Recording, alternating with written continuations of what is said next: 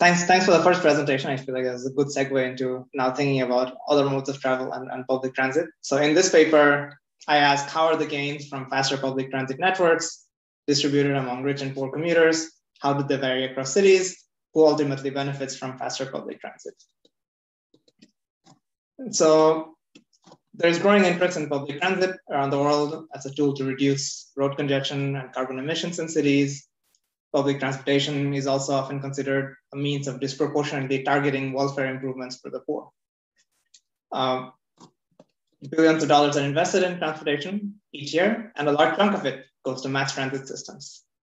So we need to better understand how effective these transit expansions are going to be at attracting new ridership, substituting drivers on the road, but also where are transit improvements going to be more progressive? Where are expansions going to be more likely to benefit the urban poor? And are the more effective transit improvements also going to be more equitable? So in this paper, I don't study any actual transit expansions. Instead, I study residential location and travel mode choices of high and low income commuters within US cities to identify the heterogeneity in revealed preferences for access to faster transit commutes. Then I can characterize and compare the marginal gains in welfare and transit ridership from counterfactual improvements in a city's mass transit network, and not just the realized ones. And I show how they vary for high and low income commuters and across cities. Now, one of the challenges of translating these location and travel mode choices into preferences for faster commutes is that while surveys can tell us about people's travel times on their observed commutes, we don't know what travel times a commuter would face using a different travel mode or from a different location in the city. So I simulate these unobserved alternative trips on Google Maps and generate travel times faced by commuters from each possible residential location in the city by driving, transit, and walking. And I'm able to study preferences over travel speeds over the same set of trips at the same time of day, on the same day, but for different income groups. Then I develop a discrete choice framework to estimate commuters' willingness to pay for access to faster transit based on their observed location and mode choices, given the choice that they face throughout the city. Then I simulate a 1% increase in transit speeds, let commuters update their choices and evaluate how the gains in transit ridership and welfare compare for different groups. Now, in US cities, public transit expansions are widely believed to benefit the poor and serve as poverty magnets. But studies often find poorer households ride transit more, reside closer to transit stations in typically high density neighborhoods. However, I'm going to show that often it's the richer commuters who tend to sort into the fastest transit commutes within a city, a point that is missed if we focus only on proximity to transit. So who benefits more from faster public transit networks? It's not necessarily the poorer commuters who rely on transit more. So anyways, let me dig into the details and we'll come to results. So I study all metropolitan areas in the US with population over 300,000, where at least 2% of the commutes are by mass public transportation. And when I say mass public transportation, that excludes taxis and ride sharing. And when I talk about cities, they're really metropolitan areas. I'm going to use cities as a shorthand. I rely on the 2006 to 10 American Community Survey for counts of commutes between every possible residence and work neighborhoods within each city. And I have these counts broken down by income bracket and primary travel mode of commuters. And I restrict my study to the universe of workers who commute within the geographic extent of that metropolitan area and who either drive, ride public transit, or walk to work.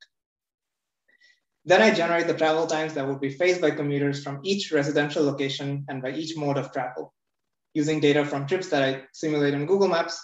And these encompass millions of trips, all queried on Google Maps over the same weekday and at the same departure times by each of the travel modes. Google predicts travel times on these trips based on their historical as well as live tracking of the movement of smartphones. And in other papers, I find that Google's predictions tend to credibly capture the variation in travel time from real driving trips. For public transit, travel time predictions often are also based on schedules shared by transit authorities or crowdsourced general transit fleet specification. And these travel times include waits between transfers, as well as time spent walking to transit stops. For trips with no viable transit routes, Google returns the predicted walking times. And since transit availability and frequency are sensitive to the departure time, I query each trip at different times of the day and consider a weighted average of the travel times based on what the observed departure times are in travel surveys. And the travel times incorporate both the velocity on the road as well as the directness of the travel route. So a faster transit commute could be due to a route with few detours, less time spent walking to the stop or waiting at the stop. It could also be due to a route with fewer stops or with a subway or dedicated bus lane.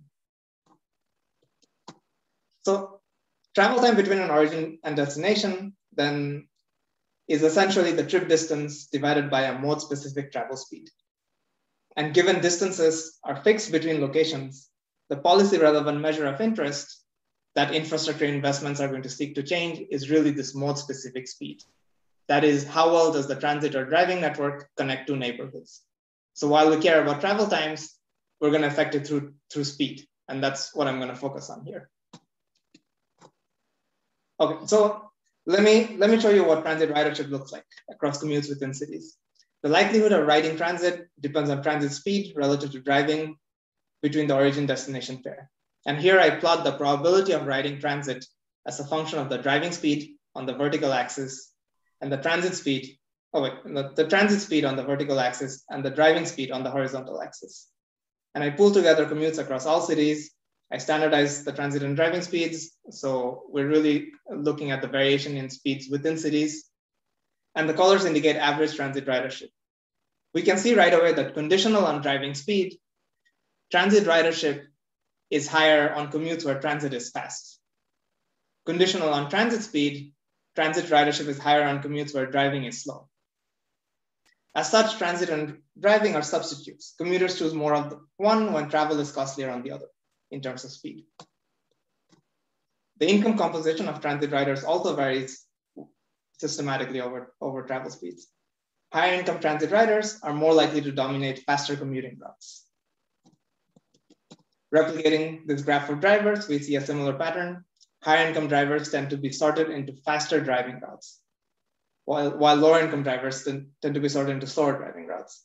Though the sorting is perhaps less aggressive than for transit riders. Again, these figures are just raw correlations, potentially driven by other spatial attributes. So let me propose an empirical framework to isolate the extent to which the income sorting reflects preferences for faster commutes. So let's consider a city with a fixed population of commuters with different incomes.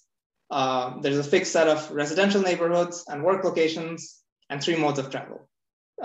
These commuters either drive, ride the transit, or walk. There's a competitive housing market that determines housing prices, that captures this demand for residential locations. Commuters, given their work location and income, they choose the residential neighborhood to live in and their mode of travel to work. And they do so to maximize their preferences over commuting times, housing costs, and other mode and neighborhood attributes. So the utility function, so these preferences are captured by a utility function, which reflects both commuters' preferences over distance, so proximity to work, as well as the mode-specific speed to work, which also reflects sort of differences in the value of time, so and income-specific differences in preferences for modes and other things. Then there is a price and income elastic housing consumption, which reflects that sort of housing demand could vary across incomes, and that could drive the sorting behavior as well. There's a mode, neighborhood, and income fixed effect, which incorporates any sort of income sorting on travel mode characteristics, like bus fares or cost of owning cars, as well as neighborhood amenities, as well as sort of spatial attributes of travel modes, like variation in parking and sort of access to non-commuting destinations. And an error term that captures idiosyncratic preferences, and I'm going to assume that follows an extreme value distribution.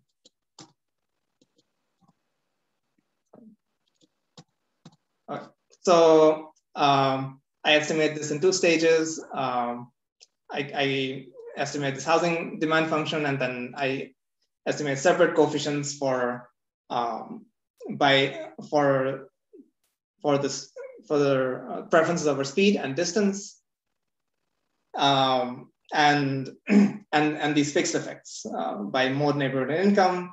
And I do so to maximize the likelihood that commuters, given their choice set of prices across neighborhoods and modes, they're choosing the one, they maximize the likelihood of choosing the observed neighborhood and mode that they live in. And I do so numerically, and I estimate separate coefficients for each city, travel mode, and income group. And I'm going to present it in terms of their willingness to pay for higher commuting speed in terms of housing prices, so in terms of how much you're willing to pay in housing prices for access to faster commutes.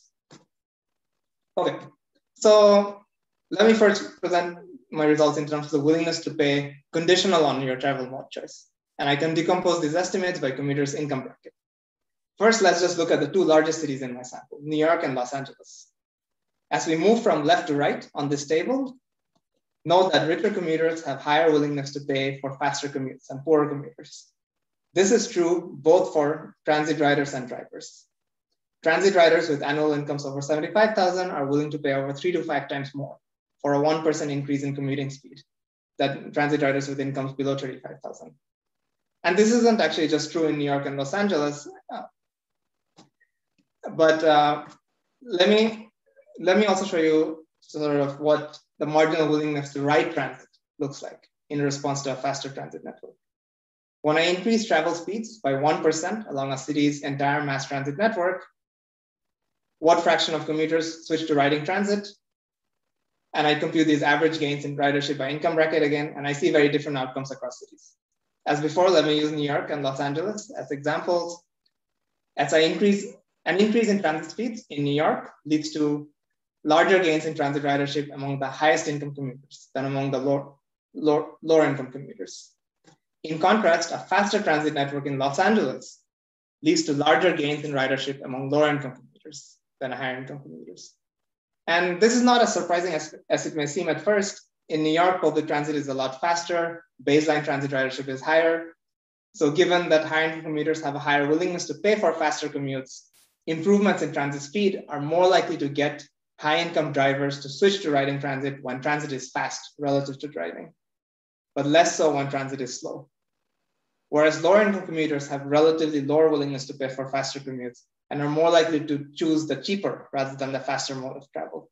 So they're less responsive to changes, improvements in travel speeds.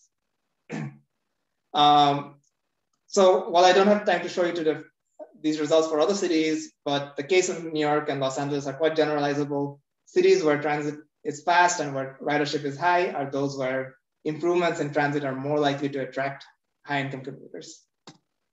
Now, what does that mean for the distribution of welfare gains across high and low income commuters? Previously, I characterized this marginal willingness to pay for faster commutes and this marginal willingness to ride transit. Let me now present their unconditional marginal willingness to pay for faster transit. And here I rank the cities in my sample in the descending order of overall gains from transit improvements across all commuters. San Francisco has the highest willingness to pay for a faster transit network, but it's also where the gains accrue more to higher income commuters, almost 3 times more. We see this hold for New York, Boston, DC, and Chicago too. But the differences across income brackets get smaller as I move down the list. In fact, outside of these popular high-speed transit cities, poorer commuters are the ones to benefit relatively more from faster transit networks. And increasingly so in cities where transit is slower and overall gains from transit improvements are smaller. For instance, in Portland, it's the poorest commuters who have a willingness to pay that is 3 times higher than that of the rich. And from the perspective of a social planner, you can see that there are strong incentives to target transit improvements in cities like San Francisco and New York, where driving is relatively slow and transit is popular enough that transit expansions would attract a lot of new ridership and help tackle congestion, pollution, and other externalities of driving. But these are also the cities where transit improvements are relatively less likely to benefit the poor and those who rely on transit more. And these numbers have important implications at the margin. For instance, transit fares tend to be fixed across buses and subways and across space, which means low transit fares end up mainly being subsidies to the rich in fast transit cities like San Francisco. Given higher income commuters have higher willingness to pay for fast transit, planners could potentially charge higher fares on subways and rail transit, or along more popular fast transit routes, and lower fares on buses to subsidize transit more effectively for those who rely on it more. Welfare also depends on who bears the cost of transit. So perhaps transit improvements to fast transit cities could benefit from more progressive means of revenue generation. So anyway, so far I can only show you sort of what it looks like in the current state of the world. But these have important implications for how we may want to think about how to distribute transit or how to price it. So thank you, and I'll leave it here. Thanks so much. This is really interesting stuff. I remind everyone in the audience again, if you put your questions into the Q&A or the chat, that'll give me a quick way to bring them out when we get to this brief question and answer period at the end. I didn't see any. I hope I'm not just missing them. But since I didn't see them, I'll ask one that was on my mind this whole time. This shows my bias as a college professor because we're obsessed with parking. What about the costs of parking? Is that something that could be included also in this and make a difference in this choice between who's going to drive and who's going to take transit? Yeah, absolutely. Yeah. So I think what I've mostly focused on is the cost of travel in terms of travel time, in terms of travel speed. But there are also these other sort of there are many different costs to travel which vary across travel modes, and sort of different income groups would respond to differently. And parking is another sort of thing that varies across place. The pricing of parking is also something that varies across place, and it could actually be a tool that we can use to to sort of subsidize particular income groups or sort of redistribute the gains from faster travel. So definitely that would be an interesting tool to look at as well.